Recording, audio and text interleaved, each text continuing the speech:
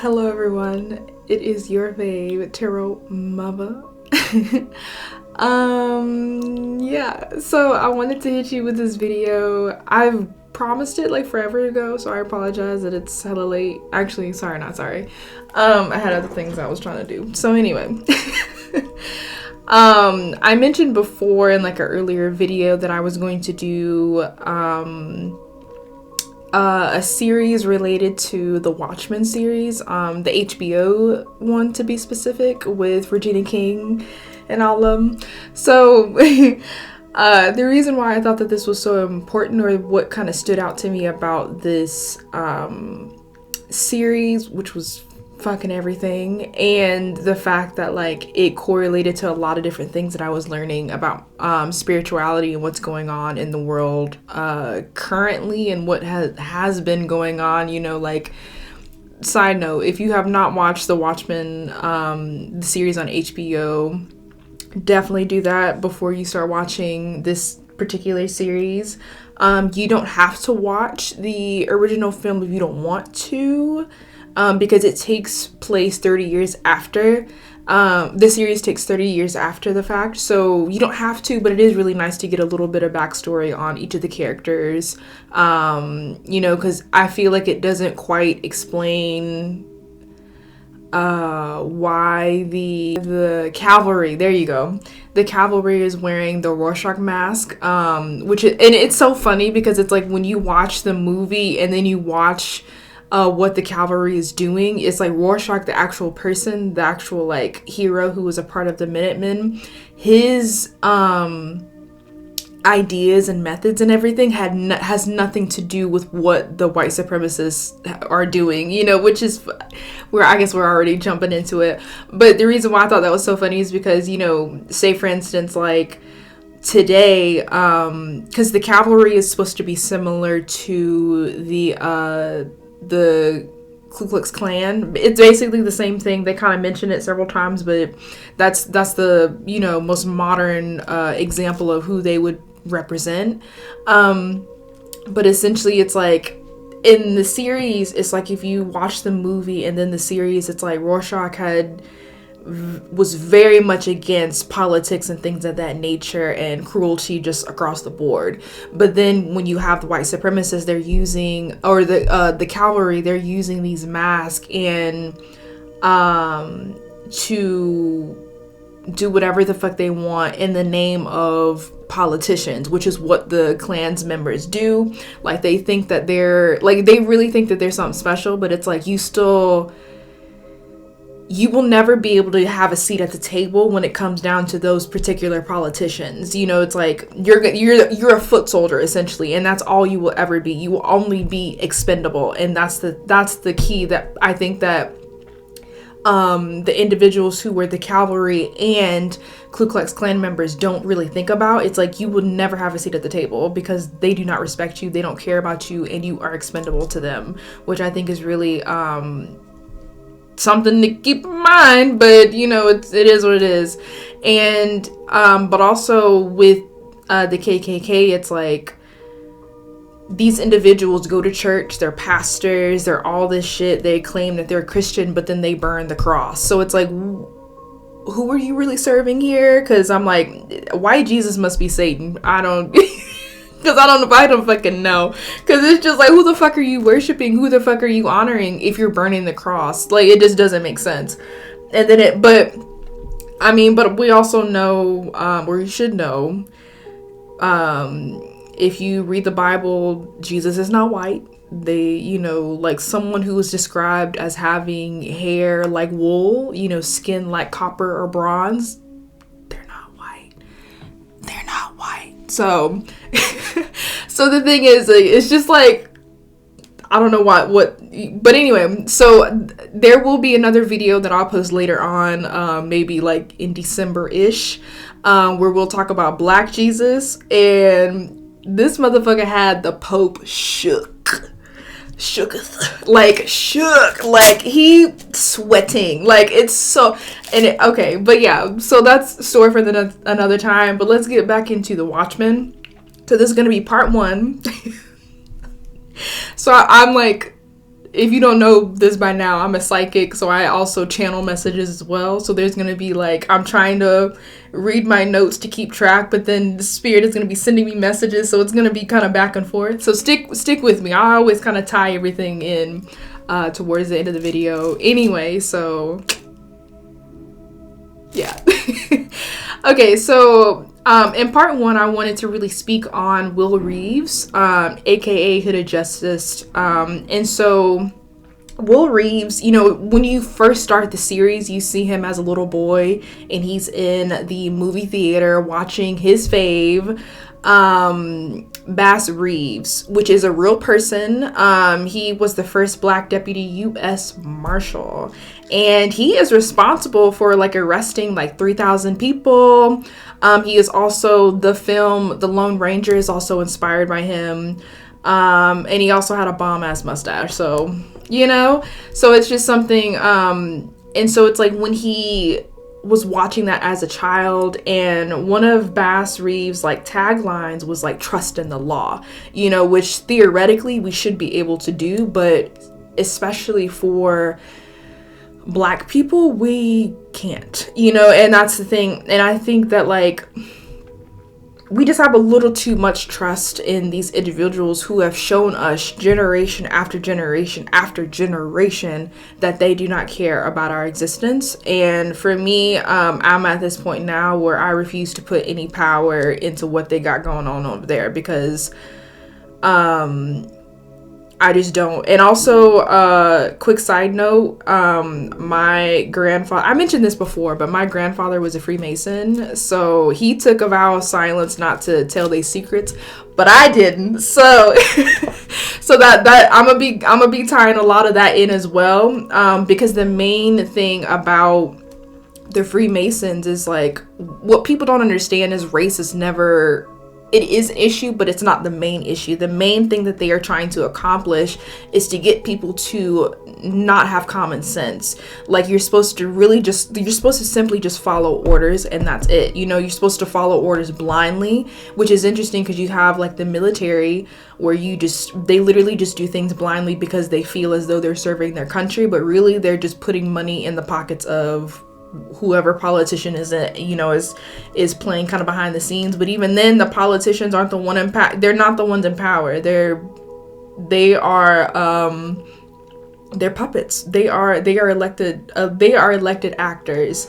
And I will show a couple examples of just how they're not fully in control like you think they are. But we're gonna get into it. We're gonna get into it, okay? So I'm gonna slide over, so I'm gonna put some images here and stuff like that.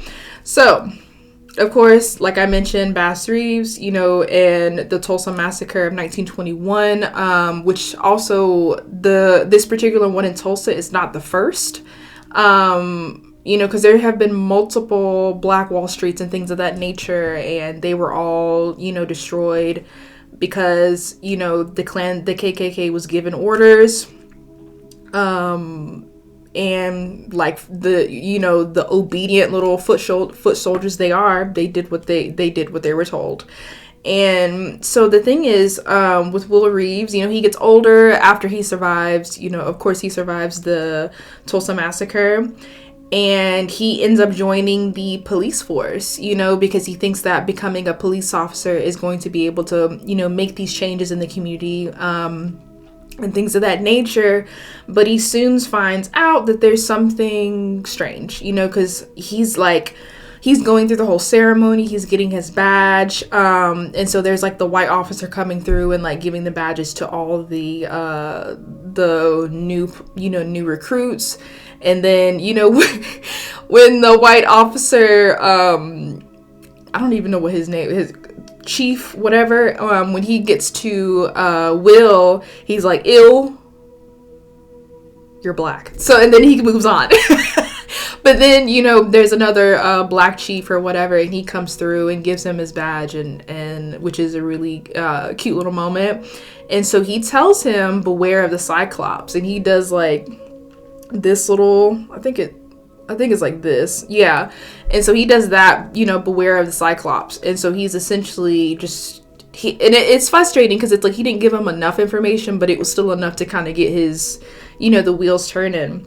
So even though he's trying, Will Reeves is trying his best to trust in the law, do what he feels is necessary. He, eventually finds out that the police force has their own little secret agenda and their own little secret, entities and little Boy Scout club or whatever. And so they're abusing their power and keeping other individuals safe, other like white supremacists safe. Sounds familiar, because and again, I wanted to show the similarities between movies and media and real life, because art imitates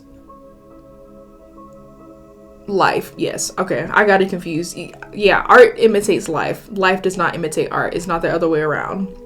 So it's like when you see someone who is inspired by it's like a movie or a TV show, it's inspired by something in real life. So, Will kind of oversteps his boundaries essentially. So he definitely tries to he doesn't realize that he doesn't have as much power as he thinks he does, but he's really trying his best.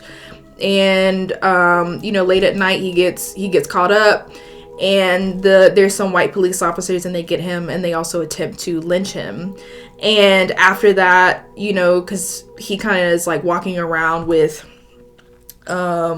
this hood in his hands that was put over him by these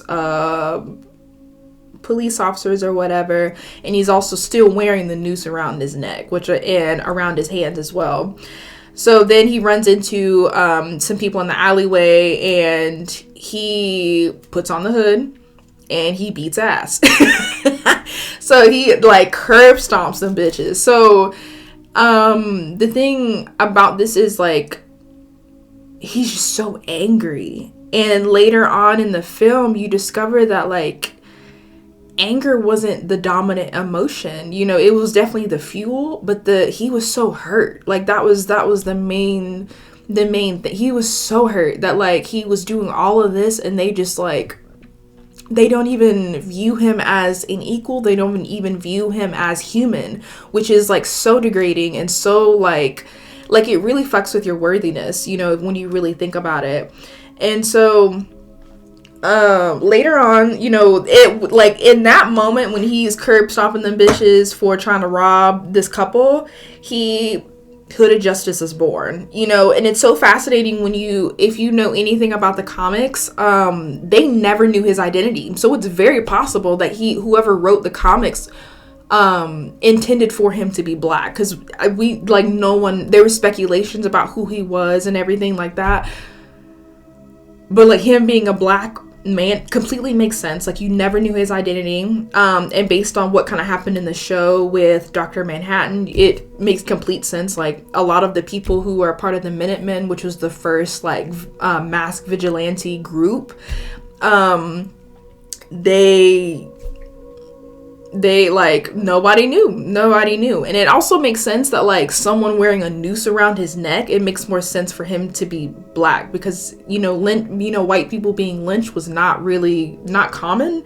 So it's just it makes much, so it's so interesting that no one really put those two things together. So I'm really grateful that in the show they really kind of shined a light on that, which I thought was beautifully done. So Hooded Justice beating ass, he's following certain leads of the... Hold on. I'm channeling. I feel, the presence is thick. So, I gotta take a breath. Hold on one sec. Let me slow down. So, Will is, aka Hooded Justice, is putting the pieces together, and so he ends up finding a warehouse where some Cyclops members are meeting up and things like that, because earlier in the show there is a huge massive fight that happens in at this movie theater amongst black people, and no one knows why. And then one of the witnesses and one of the victims, who happened to be kind of caught up, she's like, there's this voice in my head that told me to do these things. I don't know why. And she obviously seems like she's not that kind of person to just go on buck wild and trying to, kill people. It's just like, it was never like when this is completely out of the ordinary. It doesn't make any sense. And so, Will, using his great detective skills as head of justice, goes and finds a Cyclops hiding place. He finds a book called Mesmerism, and he also finds some projectors, which connected back to the theater. So Mesmerism, the book is about like a form of mind control over the Black community using hypnosis. Again and again, all Negroes are your enemy. Attack them. Do not bring harm to any white man, woman, or child. Only each other. Fight viciously. Hate them. Do not stop until their blood covers your hands. And then hit yourself. Again and again and again.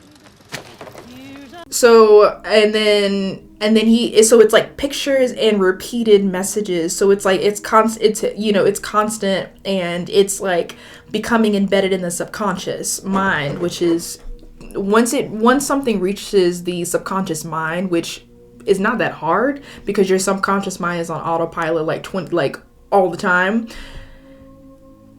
Until you take back control and reprogram it, that's what you're kind of faced with, those messages that keep popping up.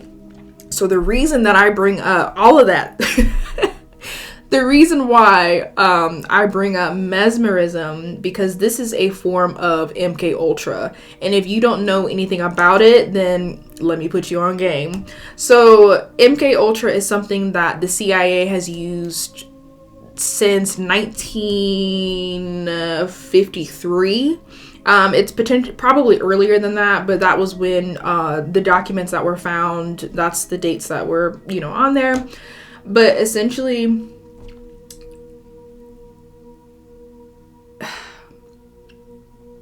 let's get into it.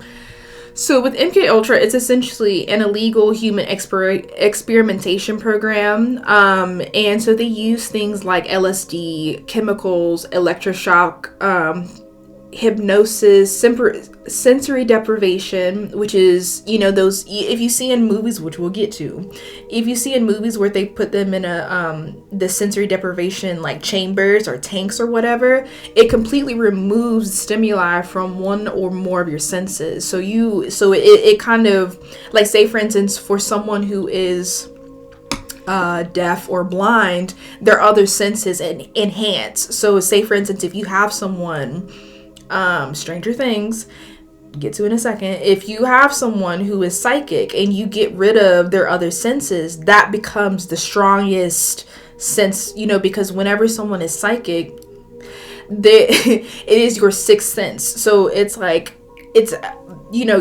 all of the focus is there. So and some other things that the CIA would use is, of course, they would use isolation.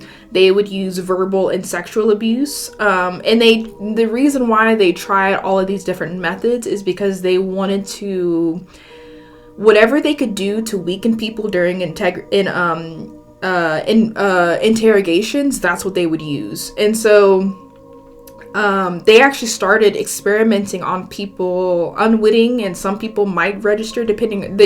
Most of the time people were tricked, and so the CIA would use like a front, some sort of like health related company, something along the lines of maybe even like rehab.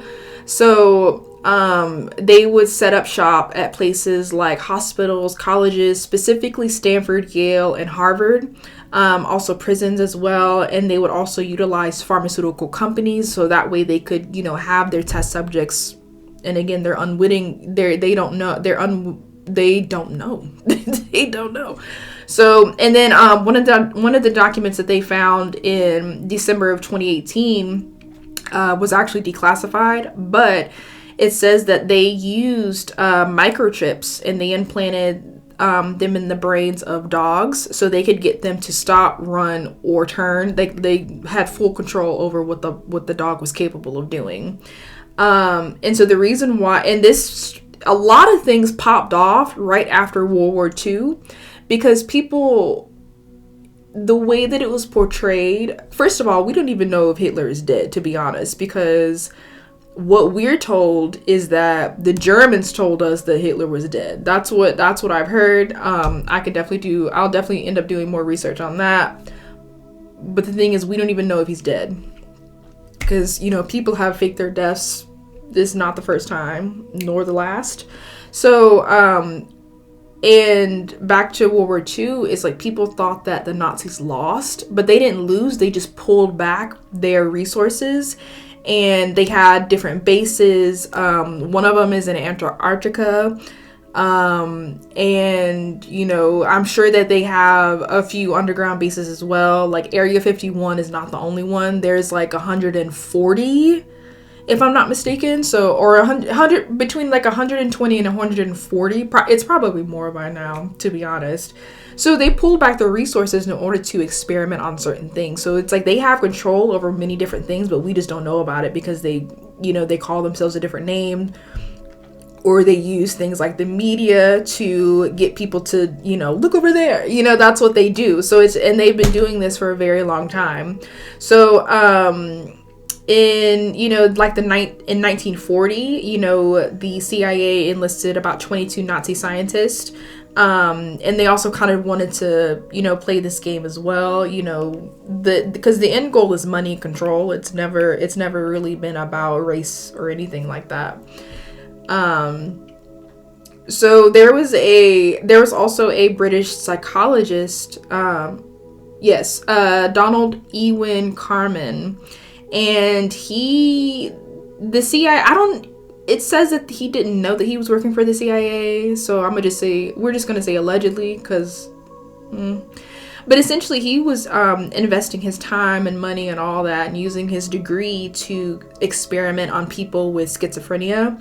And what he would do is he would use certain methods, like electroshock therapy and repeating certain phrases in order to erase certain memories and to reprogram the psyche. So, and then he would also use things like LSD. LSD is like the most popular one because it when you use it in the correct way, and this goes for any psychedelics, including weed as well. I put that in that category. It causes you to like remove the ego and remove a lot of like limiting beliefs and things like that, and it gives you a clear channel to the universe and the spiritual realm, so you can like directly connect with either other extraterrestrials, because a lot of them speak telepathically, or just you could just gain information. There you will receive a lot of downloads. Like for me, whenever I'm smoking weed, I pray over it and ask my guides to just I just ask for clarity, answers, inspiration, things of that nature. Sure, every single time I charge my crystals with my weed, every single time I pray over my weed before I smoke it, every single time I get amazing ideas. Like it never fails.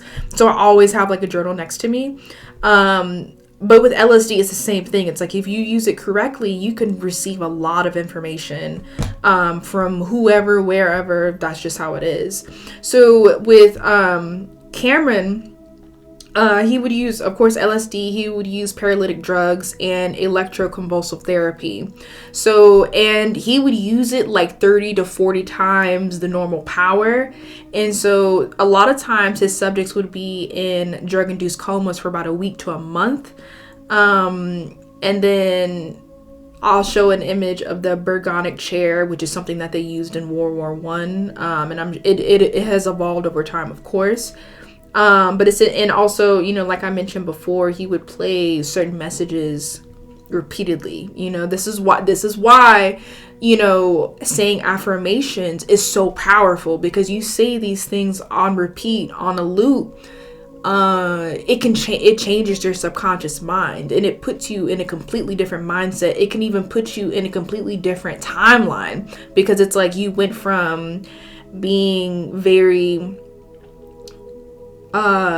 you went from feeling very negative to very positive, which is like when you kind of switch it, being in, we'll get into like negative and positive and like yin and yang and stuff like that in another conversation. But essentially it's like when you switch your mindset, things just fall into place, and it's unreal. It's unreal how things change.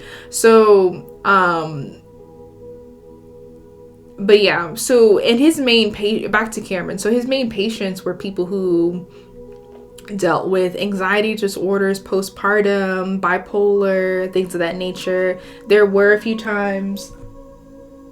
Okay, I'm burning incense. I was like, let me make sure I don't catch that on fire. So, some of his patients would get amnesia and forget how to talk or think, and sometimes they would think that their interrogators are their parents. So, which is, yeah. So the reason why I bring this up is because bringing it back to Hooded Justice and when he found the Mesmerism book and the projectors, is like you got the images, you have the sound, and you have the and you have anything else they probably used in that moment to get the black people to attack each other. And that this, again, art imitates life. So it's like, for the black community, let's all tap in real quick. If you already haven't, I don't know why I said that, but anyway, what's being used as inspiration or thrown in our faces time and time again? We have World Star, we have Shade Room, we have music that is being used to only have us thinking about sex, drugs, money, and killing motherfuckers. Like that's the whole, not, I mean, of course it's not everybody, but the things that are really being pushed on the radio and things of that nature is that shit. And so, fuck, I don't know if I have. Okay, so let me find the lyrics for this song from DMX, because DMX is the most recent example of someone who, here's the thing, when you sign those 360 deals, first of all, the money is a loan. That's not your fucking money, and they get you to use that money to buy the things that you were told. So you were told to buy name brand things because your worth is equal to what you have, which is far from the fucking truth. And again, they target people who don't know who the fuck they are. And it's like, it's something like, even with myself, it's like I had to come to terms with certain things with myself, because it's like I will not be a slave to a fucking Birkin bag. Like I can't. Like I really, and even like as someone who is an artist, I don't even think the design of those bags are even that damn special, to be honest. Because I'm like, even if I did have the money to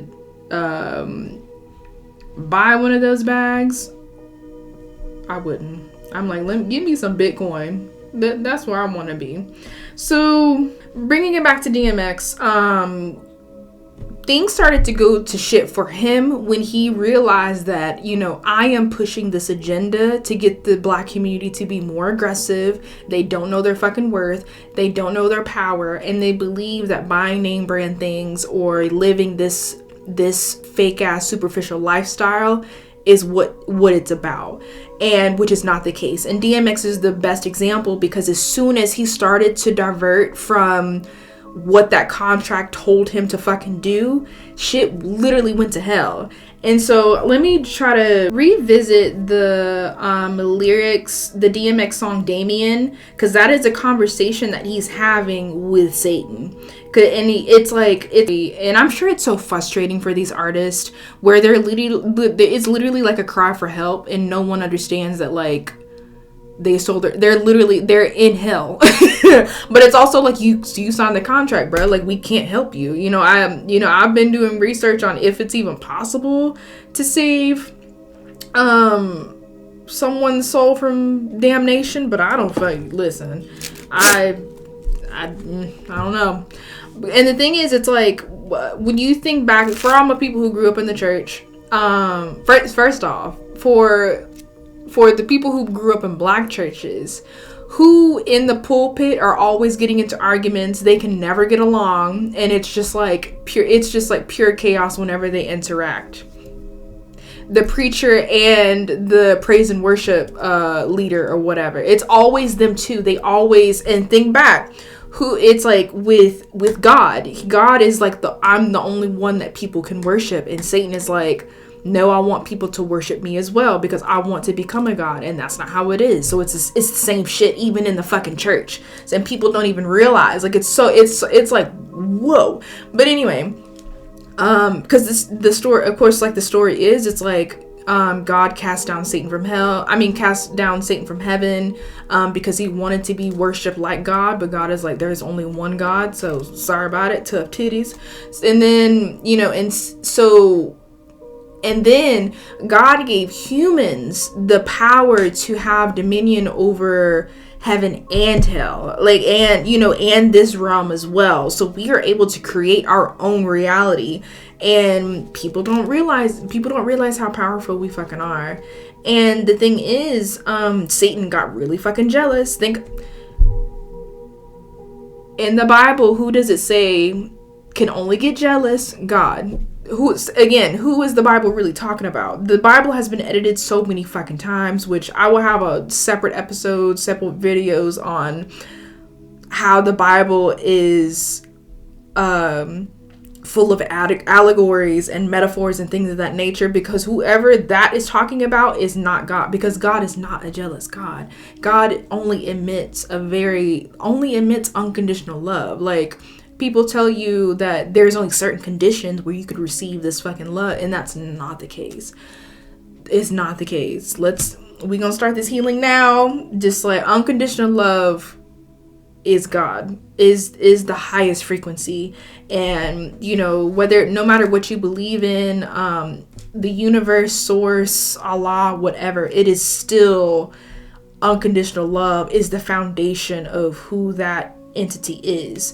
So again, bringing it back, Satan being jealous of humans, that we have all of this power. So what he does is he uses music to get people to do what he wants. And also he uses music to attract these artists. They sell their souls, and then it's his way of saying fuck you to God, because it's like, you wouldn't let me be a god, so I have these people worshiping me. They don't even know it. Some of them do, but also I am collecting the souls that you created. So so again, bringing it back to DMX, he's having this conversation. He's like, blood out, blood in. We're friends forever. And I'm going to get you all these things. You can be, pushing new whips, taking trips across seas, pockets laced. And then there's several moments where DMX is saying that he wants him to go kill these niggas across the street, and he does it. And then it's just like it, but again, Satan is not satisfied. He needs more blood. He needs more of like, I need to see how down you really are. So he keeps getting DMX to kill motherfuckers. So and then the reason why is because Satan is trying to break him down, break down his morals, break down everything. And so Satan mentions, and he's like, there's one last thing I need you to do. And he's like, hey, you'll remember that kid Sean you used to be with in 89? And DMX is like, no, that's my man. I thought I was your man. But that's my nigga. Hey, who's your biggest fan? Either do it or give me your right hand. And that's what you said. And then I see now it ain't nothing but trouble ahead. And then it just kind of goes into, so this is what Satan gets you to do. He gets you to sacrifice someone that's really close to you. Niggas something, man. Y'all new generation ass niggas, man. You cannot go around sacrificing your whole team. The next thing you know, when you lonely, you go around and tweet about the shit like you going through postpartum depression, nigga. Shut the fuck up. You know what you were signing into. And then that's how you end up being at the top of the game. But the thing is, these individuals are so talented where they don't even have to use that. And he mentioned that, DMX mentioned that in another song. I don't remember which one it was, but he mentioned that he was like, you know, if I would have just stayed the course and followed God, I wouldn't be in this situation. But I had to take the shortcut and sign my soul over to this motherfucker. And now I'm eternally in hell because this is the price that I had to pay. Unless there's like a time limit or some shit like that, but I think it's eternities because it's your fucking soul. And your soul is nothing but like your energy, energetic body and your mind, your mind. So again, bringing it back to, and the reason why I wanted to mention DMX is because he tried to tell us, you know, like, he realized that he wanted to help the Black community and things of that nature, but the contract that he signed only allowed him to do it if he made these records, if he told people through music to be violent, to sell drugs, to fuck bitches and all that other shit, and to just disregard human life, you know, thereon. And so it's just like, this is again, it may not seem as extreme, but this is an element of MK Ultra. This is an element of mind control, because you don't even realize, like, people don't even realize that when you listen to certain individuals, like, perfect example, he just dropped a new video too, Lil Uzi Vert, Lil Uzi Vert, come on now, like like it's like when he has these little, you know, these little 360 little motherfuckers, you know, signing these deals, they just want the fame and fortune. They don't even care. They are simply vessels. They are simply, and they're literally having this demonic shit in your face. So when you listen to this music, and I remember someone showed a video of, or they did like a reaction thing to his video, and they pointed out certain things, which I'm like, you can just watch the video, you see 666, Satan, demons, all, like, it's called Demon High or whatever. It's literally in your face. And the reason why it's repetitive, because this has been happening for generations now. Like I mentioned with MK Ultra, it's repetitive. They use repetitive things to make it seem normal, to reprogram your psyche. So now you think, and now you were thinking that being violent, killing your fellow brother or sister or whatever,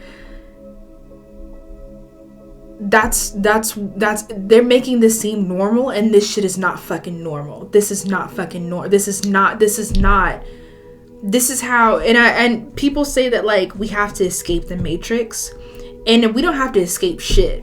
The thing that we have to do is realize and be aware that they are controlling certain things, especially when it comes down to music. And so I'm gonna end this video in just a sec, and if you tune in next Saturday, we're going to continue the same conversation and do the do. So the thing is with,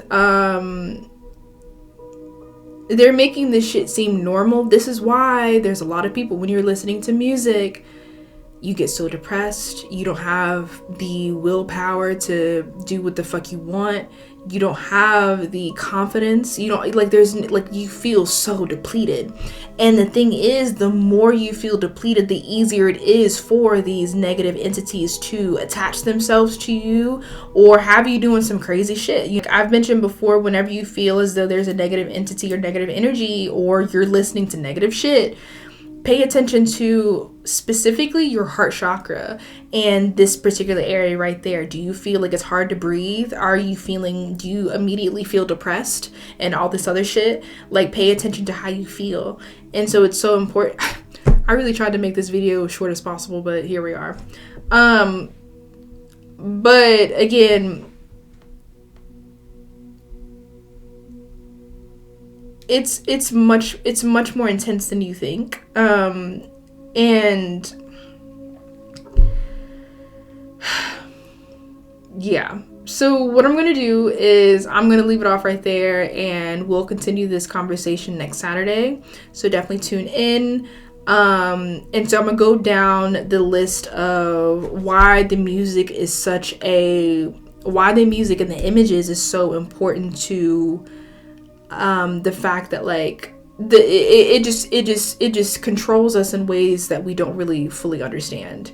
You know, right now I'm playing this amazing frequency 432, which we'll get in next week, but it's just like this is I need the black people. I'm black, so and I feel like my message is directed towards black people, but if you are not black and you resonate with it, kudos to you, send me love, boo, okay? But for black people, you gotta, like, I know that sometimes you feel down and not really sure how to, sometimes we feel like we have to save the world, but that's the programming with this media that they're pushing. This is, like, we'll get into it. But anyway, the reason why I wanted to do this is because I need people to step up. I need people, and it not in the way that you think. I'm not asking you to be superhuman because that's impossible. Never mind. But so if you are more aware of what's happening with your body and with your home, it's going to be much easier to kind of get others to follow suit, and then we can radiate that way, you know, because if you take care of what you got to take care of with you, everything else is going to fall in line for you, and then other people are going to, you know, see that, oh, this person's doing really, really great, let me see what they're doing, let me see how to kind of move the way that they move, and then it's a trickle effect, you know, it's like a domino effect, and it's going to, you know, radiate outwards, which is why I do what I do, because this shit is so important. And for black people, I need you to understand that I'm gonna get into it in later episodes, but like, we are so much more powerful than you fucking think. And I mentioned Black Jesus. Wait, just